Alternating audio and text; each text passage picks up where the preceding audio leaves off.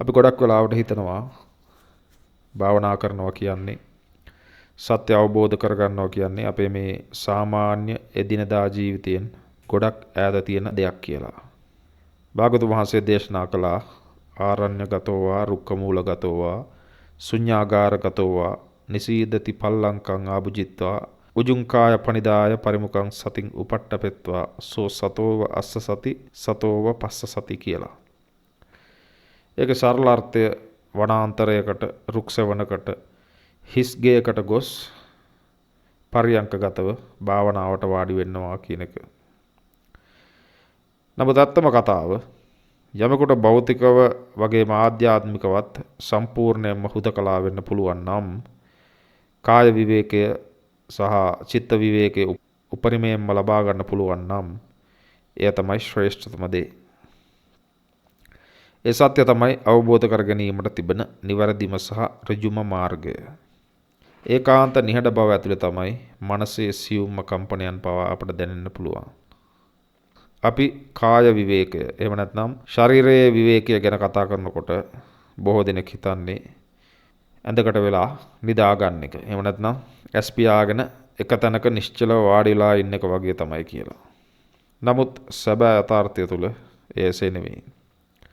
ඔබේ ශරීරය එක තැනක නිශ්චලව තිබුණත් ඔබේ මනස ඇතුලේ සිතුවිලි දහසක් එක්ක ඔබ යුද්ධ කරනවා නම් අතීතයේ සිදුණු දේවල් ගැන පසුතැවෙනවා නම් හෙට වෙන දේවල් ගැන බය වෙනවා නම් ඒ සිතුවිලි වෙහෙසීම හරහා ඔබේ භෞතික ශරීරය අතිශයින්ම විඩාවට පත් වෙලා තියෙන්නේ. මනස සහ කය කියන්නේ කාසියක දෙපැත්තක් වගේ කියලා අපි කතා කරලා තියෙනවා. ඒ දෙක එකිනෙකට තදින් බැඳුණු දෙයක්. එකක් අනෙක මත යැපෙන පද්ධතියක්. මේ මනසේ ඇතිවන අරගලය ඒ පීඩනය කෙලින්ම ඔබේ ස්නායු පද්ධතියට ඔබේ මාංශ පේශීන්ට භෞතිකවම දැනෙන්න ගන්නවා. ඒ නිසා තමයි සමහර දවස්වලට අපි කිසිම බර වැඩක් නොකර හිටියත් දවස් අවසානයේ මහා විශාල බරක් හරියට ගල් පර්වතයක් කිස්සුවා වගේ හරිම පණ නැති ස්වභාවයක් අපට දැනෙනවා. ඒ වෙහෙසෙන්නේ ඒ විඩාව දැනෙන්නේ කයට නෙවෙයි මනසට.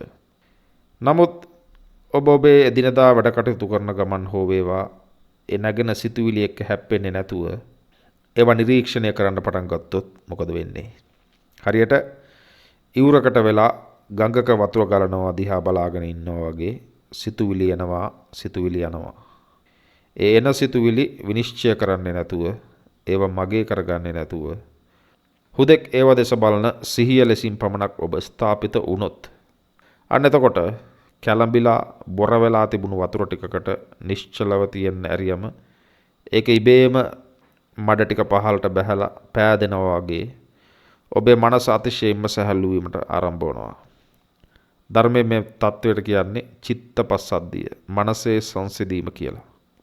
මේ මොහොතේ සිහිය පිහිටුවීම හරහා මනසේ ඒ සැහැල්ලුව, ඒ සංසිඳීම ඇති වුණ ගමන්ම નિરાයාසයෙන්ම ඔබේ සෛලයක් පාසාම අර මහා විඩාවෙන් නිදහස් විලා සැබෑම කාය පස්සද්ධියකට එහෙම නැත්නම් පරම කාය විවේකයකට පත් වෙනවා.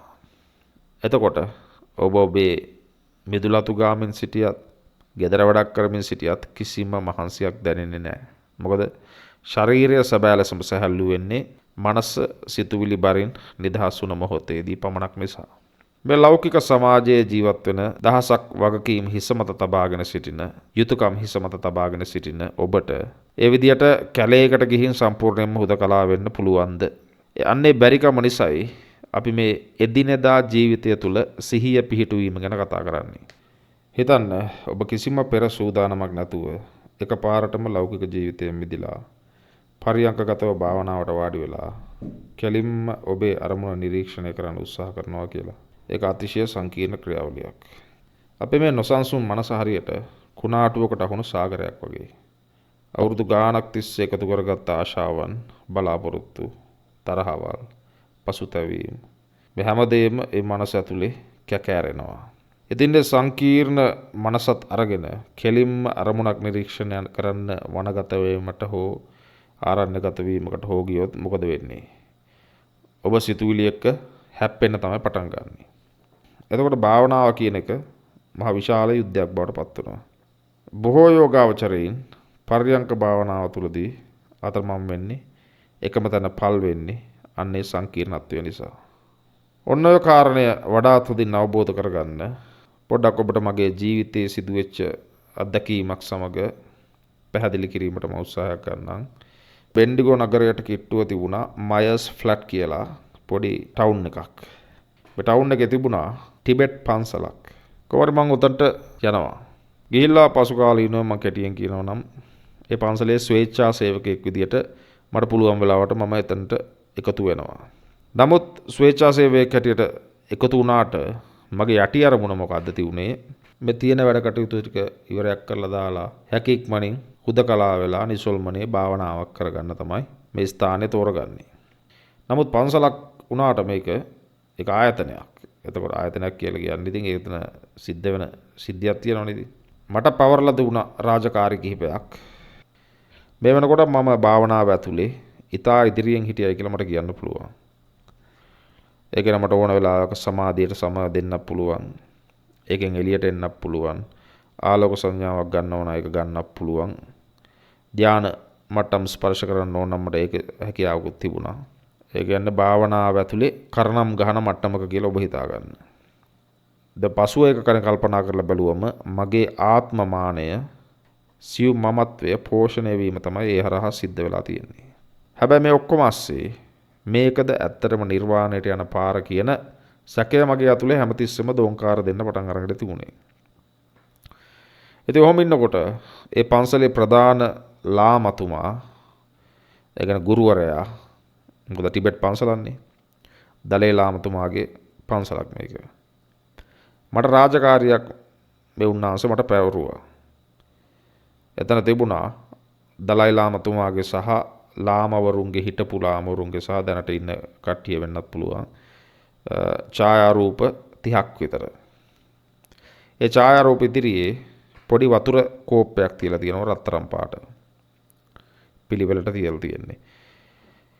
එතකොට 30 තියෙන්නේ 10 10 10 වගේ කොටස් තුනකට. මට පැවරිලා තිබුණු රාජකාරිය තමයි මේ කෝප්ප 30ට අලුතෙන් වතුර පුරවන එක. බැලු බැලමට හරි ලේසි වගේ හිතුණට ඒක කරන්න මට වැඩපිළිවෙලක් ඒ ලාමා මට කියලා දීලා ගියේ. ටැප් එකෙන් වතුර ගන්න ඕන ඒක ෆිල්ටර් කරලා ගන්න ඕන පෙනේරකින් පෙරලා ඒකට රෝස වතුර කවලම් කරන්න ඕන කරලා ඉවරලා ඒක වෙනම භාජනයකට දාගෙන ඊට පස්සේ ඒක පැත්තකින් තියලා හිස් ලොකු භාජනයක් අරගෙන අර පින්තූර ගාවට යන්න ඕන. ගිහිල්ලා ඔබ හිතන්න අර කෝප්පතිය බේම පිළිවෙලට තියෙනකොට 10 10 10 වශයෙන් කොටස් තුනකට කාමරේ පිහිටීම අනුව තමයි ඒක පිහිටලා තියෙන්නේ. ඒ කරන්න ඕන විදිය තමයි මුලින්ම පළවෙනි කෝප්පේ වතුර ටික ලොකු කෝප්පයකට ලොකු භාජනයට දාගන්න මම අරන් යන. දැන් ඒක විසි කරන එක. ඒක ඊයේ දාපු එක. අද විසි කරන්න පළවෙනි කෝප්පේ වතුර ටික භාජනයට හලා ගන්න ඕන. දෙවෙනි කෝප්පේ වතුර ටික පළවෙනි කෝප්පෙට දාලා තමයි භාජනයට හලන්න ඕන. ඒ කියන්නේ පළවෙනි කෝප්පෙන් තමයි පමණයි ලොකු භාජනයට දැමීට අවසර තියෙන්නේ. එතකොට තුන්වෙනි කෝප්පේ වතුර දෙවෙනි එකට දානවා, දෙවෙනි එකේ එකට දානවා. පළවෙනි එකේ එක ලොකු භාජනයට හලනවා. එතකොට ඔබ හිතන්න 10 වෙනි කෝප්පේ වතුර 9ට දාලා 9 එක 8ට දාලා 8 එක 7 6 5 4 3 2 1 කියලා ඔය ආකාරයෙන් එක එක කෝප්පෙන් එකට දානවා. එතකොට ඒ 10 ඉවරනාම ඊළඟ 10ත් ඒ ආකාරයෙන්ම. අවසානයේ 30 වෙනි කෝප්පයත් ඉතින් අවසන් වෙනවා. ඒ අවසන් වෙනකොට ඉවර වෙනකොට හිස් වෙනකොට ඒ කෝප්ප ඔක්කොම අනිත් පැත්තට තමයි තියන්න ඕන. එතකොට 10 වෙනි කෝප්පේ හැලුව ගමන් 10 වෙනි කෝප්පේ ටික 9 වෙනි එකට දාම්ම ගමන් 10 වෙනි කෝප්පේ අනිත් පැත්තට හරවන්න ඕන. කොහොමද අන්තිමට ඒ කෝප්ප ඔක්කොටම ආයෙ අලුතෙන් වතුර පුරවන්න ඕන අර ඉස්සෙල්ලා පෙරලා ගත්ත රෝස වතුර. ඒක පුරවන කොටත් නිකම්ම පුරවලා හරියන්නේ නැහැ. මට ලාමතුමා කියපු විදියට කෝප්පයට දාලා කෝප්පය මට්ටමට වඩා බින්දු කිහිපයක් දානකොට අර බුබුලක් වගේ උඩට එනවා. හැබැයි වැඩි වුණොත් එහෙම හැලෙනවා. එතකොට වැඩි වෙන්නේ නැති වෙන්න, වැටෙන්නේ නැති වෙන්න මේක දාන්න ඕන. මුල් කාලේ මම මොකද්ද කරේ? මේ වැඩේට සාමාන්‍ය සෑහෙන වෙලාවක් යනවා. නමුත් මුල් කාලේ මට විනාඩි 10 15යි මේ වැඩේට ගියේ. මම ඔච්චර වැඩ කර කර ඉන්නේ නැහැ. ඔක්කොම කෝප්ප ටික හලා ගන්නවා ලොකු වාජනයට. රෝස වතුර ෆිල්ටර් කිරිලි මන් දන්නේ නැහැ. රෝස වතුර ටිකක් ටැප් එකෙන් ගන්නවා. රෝස වතුර ටික මික්ස් කරනවා. ඕක හලාගෙන යනවා කෝප්ප ටිකට. පිළිවෙලක් නැහැ. උතුරනවද නැද්ද නැහැ. උතුරනවා නම් ඒ ටික රෙදි කැල්ලක් කරන් පිහදලා දානවා. ගිහිල්ලා මම භාවනා කරනවා. මොකද වෙලාව තියෙන්නේ බෑ මට. මට දැන් මේ දවස්වල හිතෙන්නේ මං ආවේ මෙතන කෝප්ප හොදන්න නෙවෙයිනේ. මම ආවේ බණ භාවනා කරගෙන හුදකලාවේ ඉන්න. නමුත් මේ ලාමතුමා මහ වදයක්නේ මට දෙන්නේ. නමුත් මේක කරාට මෙහෙම මගේ හිත දන්නවා මේක කරන්නේ වැරදි වැඩක්. මොකද මට කියපක නෙවෙන්නේ මේ කරන්නේ. අර ගුරුවරයාත් මාත් එක්ක ලොකු කතාවක් නැහැ. දැක්කොත් පොඩ්ඩක් hina වෙලා යනවා වගේ. නමුත් මට ඒකත් දැන් නිදහසක්. මොකද ඔහුත් දැන් අවුල් වෙලා වගේ නම් මට ඒක නිදහසක්. නමුත් මම මේ කරන දේවල් දිහා බලලා ඔහු සමහරලාට මට 아무තු හිනාවක් එහෙම දාලා යනවා. එතකොට මට යටිහිතින් තේරෙනවා මේ මිනිස්සයා දන්නවා මං කරන ආකාරය පොඩ්ඩක් විකාරයක් කියලා. ඒ කියන්නේ මම නොයිවිසිලිමත් පුද්ගලයෙක් කියලා මේ පුද්ගලයා දන්නවාය කියන සැකය මා තුලක් තියෙනවා දැන්. මම කිව්වට මම කොච්චර ධානයද සමාධිද ඔක්කොම කිව්වට ආලෝක සංඥා එනවාය කියලා කිව්වට මම භාවනා කරන සෑම වෙලාවකම දැම්මට දැනෙනවා මම එකම තැන පල් වෙනවා වගේ හැඟීමක්. එහෙම තියෙද්දි කාලයක් යද්දී මම මෙතන දැන් අවුරුද්දක් විතර යනකොට ඒ තැන දැන් මට ටිකෙන් ටික හුරු වෙනවා. හුරු වෙනකොට නිකන් අර දෙවනි ගෙදර වගේ තමයි මට මෙතන. දැන් මෙහෙම තියෙද්දි අර ගුරුවරයාගේ ලොකු ප්‍රියමනාප ගතියකුත් නැති වෙනකොට මට හිතෙනවා දැන් මේ ගුරුවරයාගෙන් මට ඇති වැඩකුත් නැත. නමුත් ගුරුවරයා කියපු කතාව තියෙනවනේ. ඒ විදියටම කරා නම් ඒකේ මොකක් හරි යමක් ඇති. මොන වුණා ලාම කෙනෙක්නේ. ලාම කියලා කියන ගුරුවරයෙක්නේ. ඒ නිසා මම මේ විදියට කරනවා කියලා හිතගෙන දැන් අර භාවනා කරන එකත් පොඩ්ඩක් බෝරින් වෙලා තියෙන නිසා මම අර කෝප්ප 30ටම අර කියපු විදියටම පොතේ තියෙන විදියටම අර ගුරුවරයා මට කියලා දුන්න විදියටම දැන් වැඩ කරනවා. එක කෝප්පයකින් අනිත් කෝප්පයකට ඊටාමත්ම සියුම්ව එක වතුර බින්දුවක් බිම වැටෙන්නේ නැති වෙන්න වතුර මාරු කරනවා. අවසානයේ ඒ සෑම කෝප්පයකම ගැට්ටට උඩට අර කියපු දිය බුබුල නිර්මාණය වෙනකම්ම ඊටාම හිමින් බින්දුවෙන් බින්දුව වතුරක් දානවා. දැන් මේ වැඩේට මට පැය එකමාරකට වඩා කාලයක් යනවා. මෙහෙම ටික දවසක් යනකොට මට හිතුණා පරියංගගත වෙලා කකුල් නවාගෙන ඇස් පියාගෙන මම හෙව්ව සමාධිය මම හෙව්ව අලුත් පාර මම එකම තැන පල් වෙවි හිටියේ මේ අලුත් ස්වභාවය ඒ පැය පුරාවටම ඒ පැය එකමාර පුරාවටම අර වතුර කෝප් එක ගත කරද්දි මට දැනෙනවා නේද? එතකොට තමයි දැන් මට වැටහෙන්නේ අර ගුරුවරයා මට දීලා තියෙන්නේ රාජකාරියක් නෙවෙයි කමටහනක්.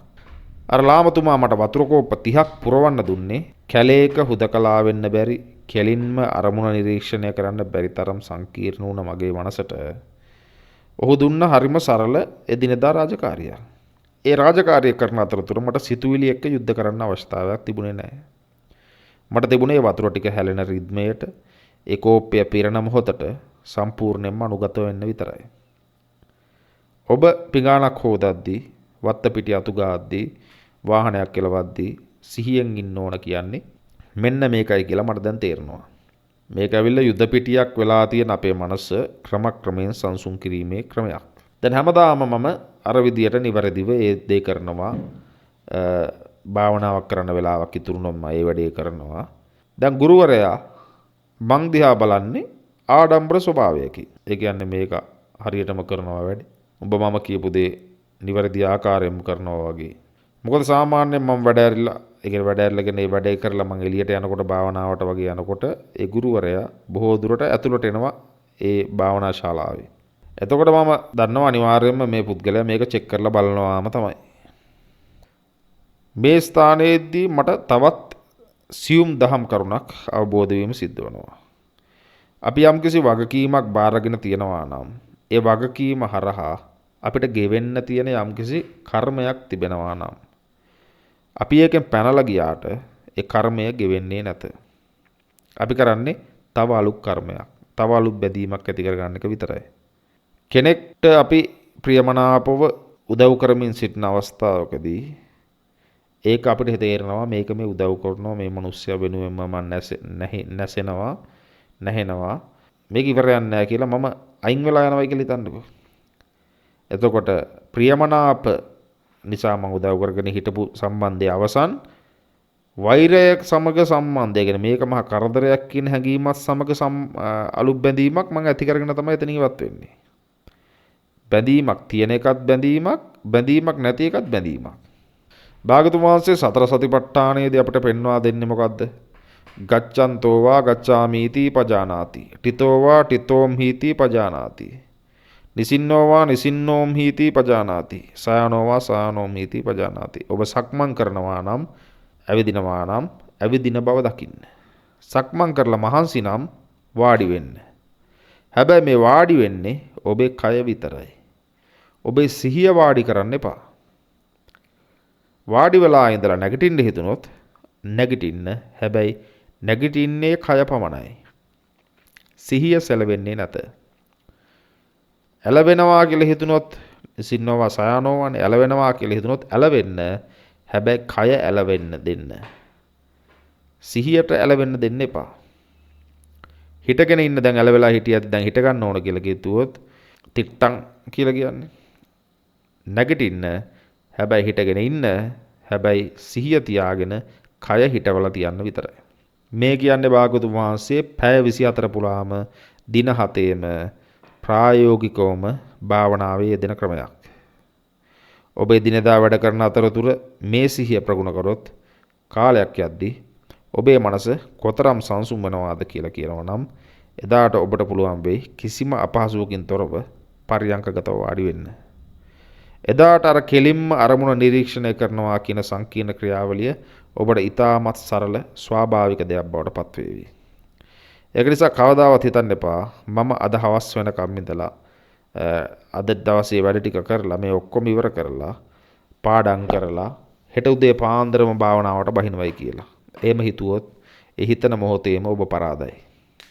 මොකද මේ විශ්වය ඇතුලේ හෙට කියලා දෙයක් නැහැ. ඊයේ කියලා දෙයක් නැහැ. තියෙන්නේ මේ මොහොත විතරයි. ඔබ ඔබේ වගකීම් යුතුයකම් ඉවර කරලම මාර්ගයට බහිනවා කියලා හිතනවා නම් ඒක හරියට මුහුදේ රළ ඉවරනකන් ඉඳලා නාන්න හදනවා වගේ වැඩක්. සැබෑ හුදකලාවේ කැලයකට වී ගත කරන ඒ කාය විවේකයේ උත්තරීතරයි. ඒකට ළඟා විය හැකි නම් ඒ කරන්න. නමුත් ඔබට තවමත් ඒ භෞතික හුදකලාවට යා නොහැකි නම් ඔබ සිටින තැනම ඔබ කරන ඒ සරල රාජකාරියම ඔබේ ආරණ්‍ය කරගන්න. ඒ තුලින් ගොඩනගෙන සිහිය දවසක ඒ පරම සත්‍ය කරා රැගෙන යාවි.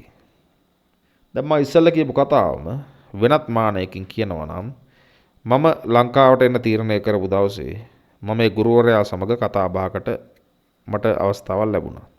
සහ අනෙක් පිරිසට සුබ පතලා මම යනවා කියලා දැනුම් දෙන්න ගියන් පස්සේ මම ඉතින් මේ ගුරුවරයෙක්ගෙන් ඇහුවා ඔබට මොකද හිතුනේ මම මුල් දවස්වල කෝප්පවලට වතුර පුරවනකොට ඔබ කියපු විදියට නැතුව ඔන්න ඔහේ වතුර වක් කරලා කිසි ගරුසරුවක් නැතුව මොකද ලාමවරුන් ඉන්නේ එතන. එතකොට ඒ ඡායාරූපයක් තිබුණත් එතන පොඩි රෙස්පෙක්ට් එකක් තියෙන්න එපේ. කොහමද මේක හුවෙන් පස්සේ ඔබ දන්නවද ඒ ගුරුවරයා මට කිව්වේ මොකද්ද කියලා?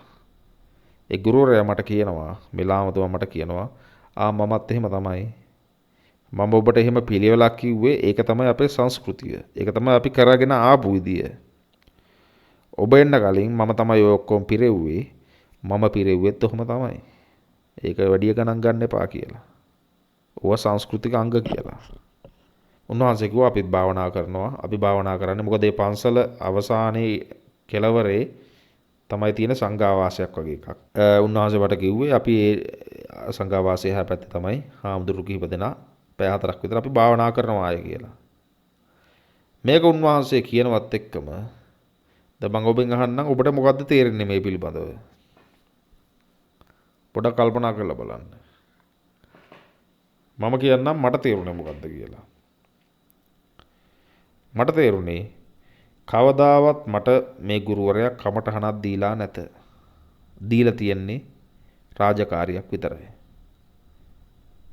මම ඒ රාජකාරිය වැරදියට අරගෙන මමම හදාගත්ත ගුරුවරයෙක්ට බැන ඊළඟට මමම ඒ ගුරුවරයා අතිශය උතුම් මිනිසෙක් කියලා මමම නිවැරදි පාරට ඇවිල්ලා මමම සැනසීමක් හොයාගෙන ඒ ගුරුවරයා කවදාවත් මට පාර කියලා දීලම නැත.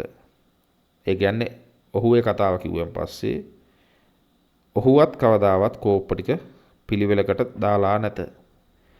පොතේ තියෙනවා මෙන්න මේ විදියට කරන්න බෝධිය වටේ 3 වටක් යන්න කියලා අපේ තියෙන්නේ. ඒ විදියට තමයි ඔහුත් මට කියලා දීලා තියෙන්නේ. මොකද ඒක ලේසි එක තමයි ස්ථාවර දෙය. ස්ථාවර ඉගැන්වීම. ඔහු ඒක කියලා තියෙන්නේ පොතේ තියෙන නිසා. මෙන්න මෙහෙම තමයි අපේ මුතුන් මිත්තු කරපු නිසා. නමුත් මම මොකද්ද කරේ? මුලදී මම පිස්සුවෙන් වගේ වෙන වැඩ කරා. පස්සේ මම ඒ ගුරුවරයා මට මෙහෙමයි කියලා දුන්නේ මේක මහා කමඨණක් කියලා හදාගෙන මම ඒකේ තුල ඔහු උත්තරීතර පුද්ගලයෙක් හැටියට දැක්කා. ඔය එක පැත්තක්. මට ඔහු ඒ කතාව කියනවත් එක්කම තේරිච්ච. තව පැත්තක් ඕකේ තියෙනවා. මට ඒක තේරෙන්නේ තවත් සති දෙකකට ලංකාවට ඇවිල්ලා ටික කාලයකට පස්සේ. ඔබ හිතන්න මේ සමස්ත ක්‍රියාවලියම කරලා මං කලබලෙන් කරලා මගේ සනසීමක් නැති කරගෙන වෛරයත් ඇති කරගෙන මේ කරදර වැඩි මට මේ වැඩේ බණ භාවනා කරගෙන යන්න තිබ්බනම් හොඳයි.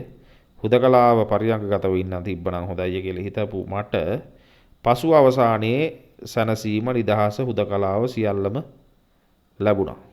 එතකොට ඒක ලැබුණ ගාම්ම මම මොකද දැක්කේ මගේ සනසීමට වඩා ගුරුවරයා මට ලබා දුන්න කමඨහනේ තියෙන වටිනාකම. එහෙම නැත්නම් ගුරුවරයාගේ උත්තරීතර ස්වභාවය තමයි මම දැක්කේ. ඇත්තටම එහෙම නෙවෙයි නම් ඒ කියන්නේ එහෙම දැක්කේ. නමුත් අර ගුරුවරයා අර වචන කිව්වත් එක්ක මගේ ඒ ගුරු භක්තිය ඔක්කොම බිඳිලා ගියා. මට නැවත හිතෙනවා ලංකාවට ආවෙන් පස්සේ මම මෙහෙම හිතලා ගුරුවරයා ඔළුව උඩ තියාගන්න හදනවත් එක්කම ගුරුවරයා ඒක දැනගෙන ගුරුවරයාම බැහැලා ගියා. හරියට ගුරුවරයා කිව්වා වගේ නිකන් ඔබ මාව කරේ තියාගන්න හදන්න එපා. ඒක නිසා අදටත් අභිරහසක් මොකද්ද? ඒ ගුරුවරයා ඇත්තටම මට කමටහනක් දුන්නේ නැත්තම් ගුරුවරයා මට රාජකාරියක් විතරක්ද දුන්නේ? ඒ රාජකාරිය හරහා මම්ම තමා තුලින්ම තමා අවදි කරගෙන මම තුලින්ම මාගේ ගුරුවරයා අවදි කරගෙන මම ඒ මාගේ ගුරුවරයා හඳුනගන්නේ නැතුව ඇහැට පේන්නේ ඉන්න ගුරුවරයෙක් අල්ලගෙන ඒ ගුරුවරයා තමයි මගේ මාර්ගය පෙන්වා දුන්නේ කියලා වටහා ගැනීමක්ද සිද්ධ වුණේ.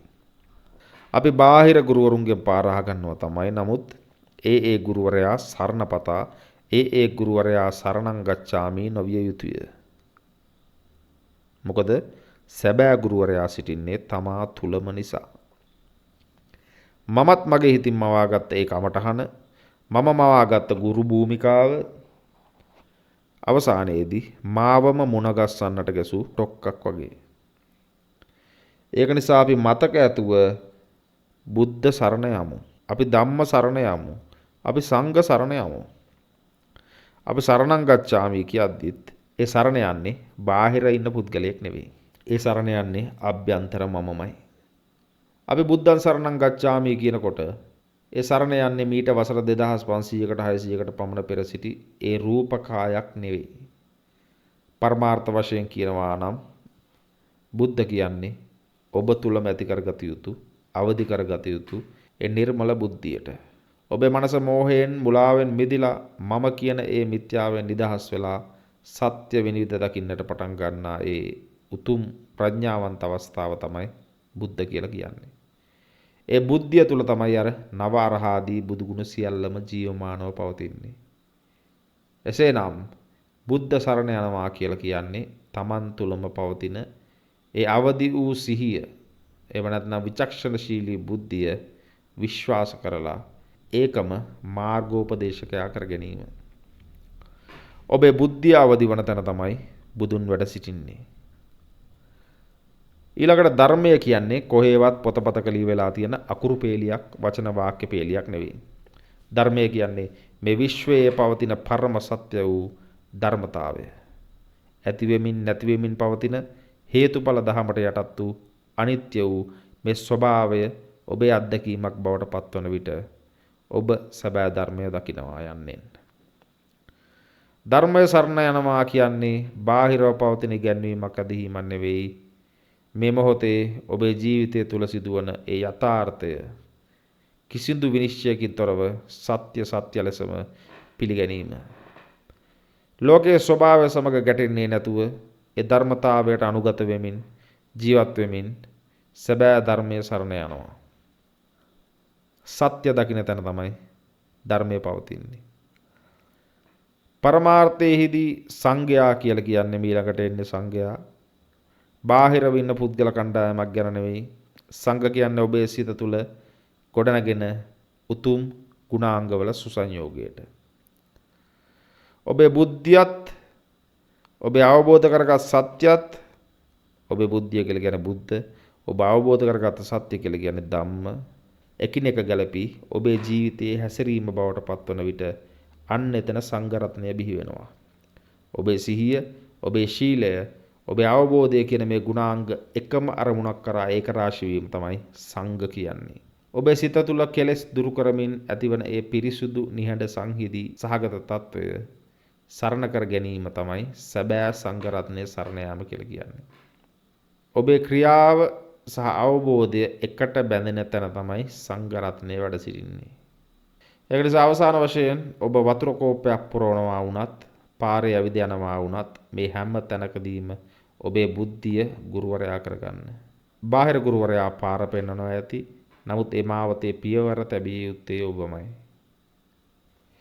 එබැවින් මේ බුද්ධ ධම්ම සංඝ කියන මේ තිසරණ ඔබෙන් බාහිර පවතින දෙයක් නෙවෙයි කියලා ඔබ තේරුම් ගන්න. ඒ අභ්‍යන්තරයේ ඔබ තුලම පවතින ස්වභාවයක්.